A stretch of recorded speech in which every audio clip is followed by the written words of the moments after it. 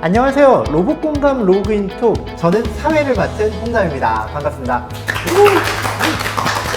네, 오늘도 저희 전진우 위원님 나와주셨고요. 예, 반갑습니다. 그리고 오늘 배송 로봇 전문가를 좀 대표해서 로보티지의 이선영 마스터님 자리하셨습니다. 반갑습니다. 반갑습니다. 그리고 충남대학교 메카트로닉스학과 김영주 학생이 오늘 이 자리에 함께했습니다. 안녕하세요. 저희가 이번 주제를 배송 로봇으로 한번 잡아봤거든요. 뭐 아시다시피 요즘 식당에서도 뭐 길거리에서도 종종 어렵지 않게 볼 수가 있는데 배송 로봇의 정의를 좀 내려주실 수 있으실까요? A라는 지점에서 B라는 지점으로 물품을 나르는 거를 이제 배송 로봇이라고 할 수 있겠죠. 근데 그 A라는 지점이 어디냐, 또 B라는 지점이 어디냐에 따라서 그 안에서 이루어지는 여러 가지 방식들로 AGV도 있고 AMR도 있고요. 여러 가지 방식들을 활용해서 기술에서 하는 거를 이제 배송 로봇이라고 할 수 있을 것 같습니다. 더 첨언해서 말씀을 드리면요. 배송이라고 하는 임무와 로봇이 이제 결합된 그런 용어로 볼 수가 있고요. 기능적인 표현을 한다면 요새 많이 쓰이는 용어가 이제 자율주행 로봇이라고 할 수가 있어요. 자율주행이라고 하면 우리 마스터님께서 말씀하셨던 것처럼 스스로 이제 주변을 다 살펴보고 장애물이 있나 없나 감지하는 것, 그리고 이제 바퀴나 다리 등등을 이용을 해서 최적의 경로 A에서 B라고 하는 최적의 경로를 선택해서 목적지까지 이제 찾아가는 것, 이걸 이제 주행이라고 합니다. 로봇의 특징이 세 가지가 있죠. 어떻게 되나요? 이제 인식하고 네.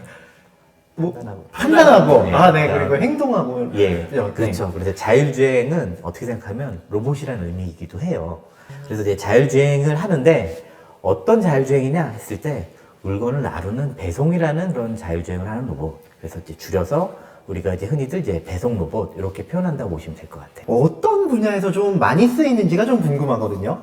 배송이란 파트에서 로봇은 다 쓰일 수 있을 거라고 생각합니다. 실외 로봇은 뭐 리조트라든지 그러니까 인도에서 활용해서 시금조를 배송하는 형태의 파트를 중점적으로 좀 진행을 하고 있죠. 실내 파트에서는 호텔 안 고층 건물 내에서 로봇이 이동하면서 이제 배송할 수 있는 물품들을 하고, 그걸 넘어서 이제 요새 오피스, 최근에는 뭐 서울시청에서도 문서 배송을 하는데도 로봇을 활용하고 있으면서 고층 건물이라는 공간에서의 쉽게 이동하기 어려운 부분들을 로봇으로서 좀 효율성 있게 운영할 수 있는 부분.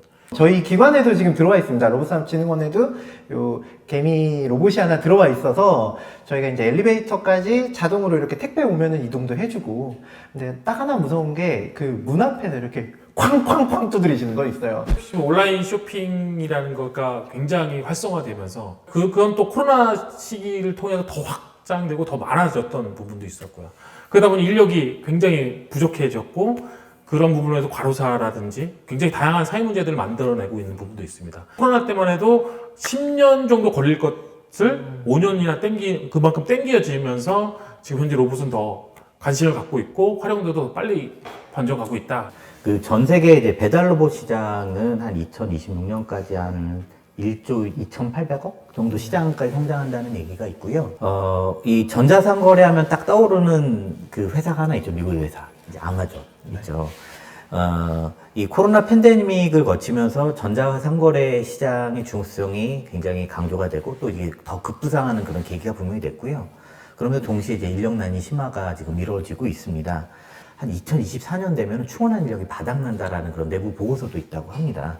그러다 보니까 이걸 이제 자동화를 어떻게 할 것이냐에 대한 그 당연한 관심으로 귀결됐다는 것으로 보여지고, 그래서 아마존 같은 경우 이제 키바라고 하는 키바 로보틱스를 인수를 해서 현재 전 세계에 한 35만 대 정도의 이런 물류 형태의 로봇을 깔고 운영을 하고 있다고 얘기를 하죠. 그것으로 끝나는 게 아니라 24년까지 더 앞으로 있을 인력난을 좀 대응하기 위해서 10억 달러 규모의 관련한 회사에 펀딩하는 그런 펀드를 마련했다고도 합니다. 물류기업뿐만이 아니라 대부분의 지금 기업들이 사실 이런 인건비를 낮추기 위해서도 있고, 옛날에 비해서 더 많은 투자들이 계속 이루어지고 있는 것 같아요. 로봇을 항상 생각하면 우리가 인력을 대체해서 내 일자리가 없어질 것이다라는 얘기를 가끔 던지는데, 지금 현재 그 인력난이 일어남으로써 되게 지속적으로 사회가 이루어져야 될 부분들이 더 어려운 상황으로 빠질 수 있는 부분들을 반대로 더 생산성 올리면서 사람들의 생활을 좀 더 좋고 편하게 만들어줄 수 있는 역할을 할 수 있다고 봅니다. 로보티즈에서 어떤 배송 로봇이 있는지 설명해 주실 수 있으신가요? 네, 뭐 저희가 인력 활용도 많은데 지금 인력난을 겪고 있는 곳들이 주 호텔 파트입니다. 그쪽이 지금 많이 이번에 코로나 때문에 많이 빠지기도 했지만 다도 채용하기 쉽지 않은 파트다 보니 그쪽에서의 활용도가 높아지고 있어서 저희가 이제 그쪽에 지금 계속 그 적용을 하고 있고요. 실외에 특화돼서 로봇을 운영하면서 식당에서의 배송, 그러니까 오피스 건물이나 아파트나든지 이런 쪽으로 배송하는 부분들에 대해서 효율성, 그 지금 인력난이 있는 부분들을 좀 로봇으로 대처할 수 있는 부분들에 적용해서 지금 현재 뭐 실증도 하고 있고 실제 서비스도 하고 있는 상태라고 보시면 될 것 같습니다.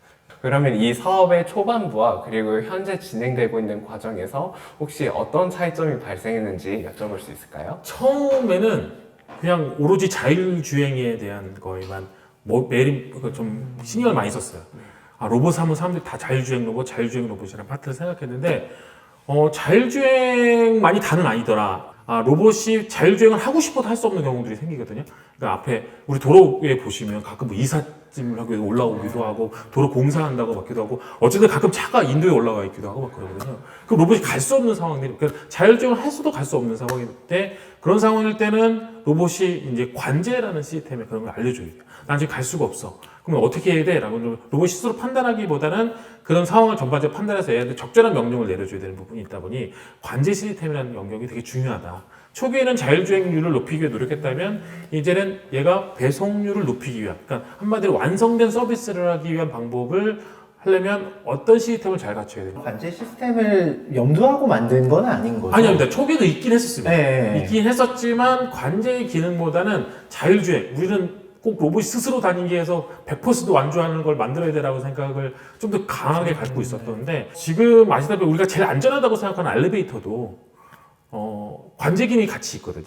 그러니까 뭐 콜센터 기능도 있고 되게 안전한데 그런 기능들이 들어간 이동이라는 걸 한다는 거는 단순히 그 스스로 움직이는 것을 맡기기에는 이 사회적인 부분들이 단순히 한 길을 다니고 있는 엘리베이터도 그런 상황인데 이 바깥을 다니는 부분에서는 그런 역할들이 더 중요할 거다라고 보고 있습니다. 근데 혹시 생각하고 계신 실내에서 움직이는 형태가 로봇에 뭔가 팔이 달려서 버튼을 누르는 걸 생각하고 계신 건지 우선 결론부터 말하자면 다 하고 있다.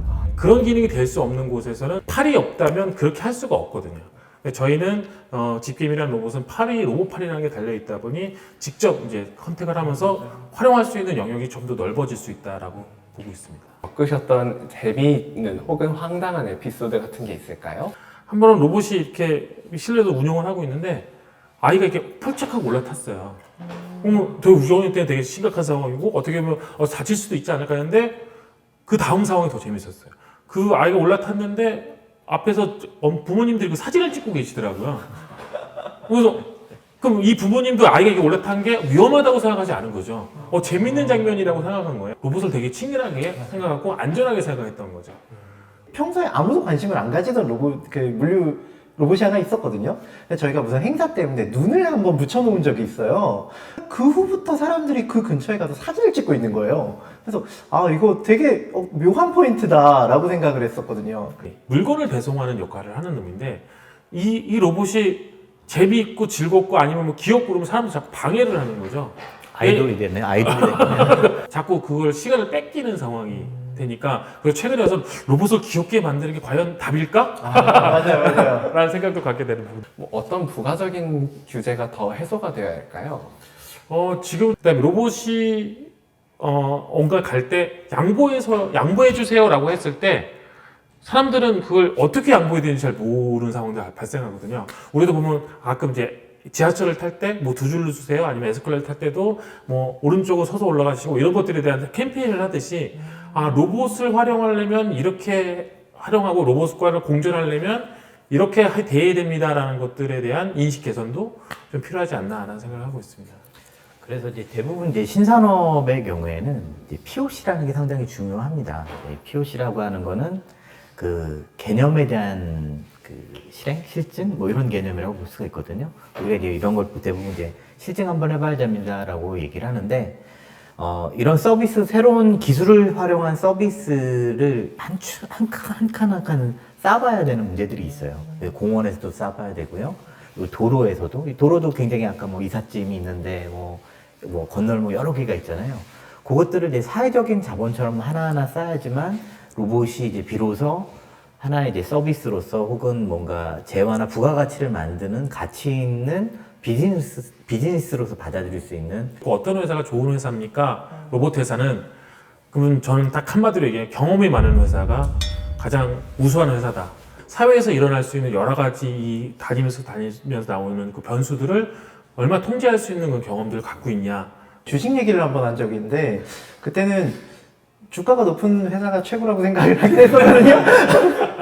특히 어떤 영역의 전문가가 더 앞으로 필요할 거라고 생각하시는지 여쭤보고 싶습니다. 뭐 로봇은 플랫폼이라는 개념으로 좀 다가가고 있기 때문에 로봇을 공부하고 싶은데 어떻게 하면 내가 뭐 공학을 해야 돼라고 하는 게 그건 답이 아니다. 어떻게 보면 기술의 파트에서 필요한 게 공학일 수 있지만 디자인적인 거, 그 다음에 그런 뭐 공학을 넘어서 다양한 파트에서도 그런 로봇에 대한 그 관련된 직종들이 되게 많이 생길 것이다. 가장 많이 요구하는 인력이 이제 시스템 통합 인력입니다. 그 시스템 통합이라고 하면 아까 이제 우리 마스터님 말씀하셨지만 로봇 앞에 붙는 농업, 뭐 요식업, 뭐 식품, 뭐 개발, 뭐 이런 쪽 있잖아요. 그거를 잘 해서 그 로봇을 잘 풀어갈 수 있는 인력, 이제 그런 인력들이 SI 인력이라고 할 수가 있고요. 처음에는 자율주행에 대한 부분들만 잘 풀어보려고 막 관심을 가졌는데 막상 보니까 관제 인력도 좀 필요한 상황이 좀 바뀌고 있거든요. 이 로봇 쪽의 직무로 이제 진입할 수 있는 좋은 분야가 이 관제 분야가 아닌가라는 그런 생각을 해볼 수 있을 것 같아요. 국토부에서는요, 그 로봇 친화 환경에 대한 그 관심이 많아서 로봇 친화 환경, 로봇 친화 빌딩 인증 뭐 이런 것들에 대한 논의들을 지금 하고 있고요. 이제 뭐 인증이라도 하는 이런 제도를 하시는 이런 분들을 다 모아서 얼라이언스를 이제 출범을 한 바가 있습니다. 그래서 거기에서 아마 지금부터 논의 시작을 하게 되면 어쩌면은 이제 이 아파트의 그 구조 자체가 그런 그 바퀴가 달린 혹은 그 발로 다니는 그 보행을 하는 그런 형태의 로봇들이 그 잘 다닐 수 있는 환경을 기준으로 된 아파트만 인증이나 인허가가 나온다든지 하는 식으로 이제 세상이 바뀌어갈 수도 있겠죠. 네, 그래서 제가 이 자리에 모셔놨습니다. 모르시는 게 없어요, 뭘 얘기해도. 저희 이제 마무리를 해야 될 것 같은데요. 저희 진흥원 그 로봇공감 로그인 항상 마지막에 하는 포즈가 있습니다. 저희 구독, 좋아요, 알림 설정이라고 하는데 왼쪽, 오른쪽 이렇게 하시면 되겠습니다. 네. 그걸 항상 보다가 내가 직접 하려니까 되게 설레이네요. 어우, 거짓말. 해볼까요? 자, 왼쪽부터 할게요.